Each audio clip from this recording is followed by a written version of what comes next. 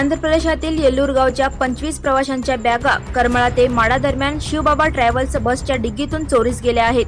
खासगी ट्रॅव्हल्समधील प्रवाशांनी थेट गाडी सोलापूर शहरातील फौजदार चौडी पोलीस ठाण्यासमोर आणून उभी केली.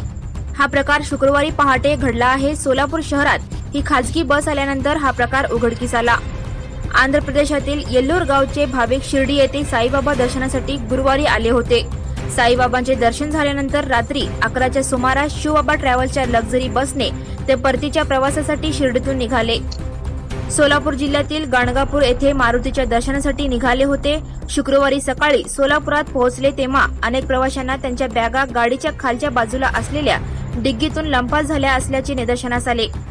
जवळपास 25 प्रवाशांनी आपल्या बॅगा चोरीला गेल्याचे निदर्शनास आल्यानंतर गोंधळ सुरू केला. खासगी बसमधील प्रवाशांनी बस थेट फौजदार चौडी पोलीस ठाण्यासमोर आणून उभी केली. Subscribe now and press the bell icon. Never miss an update.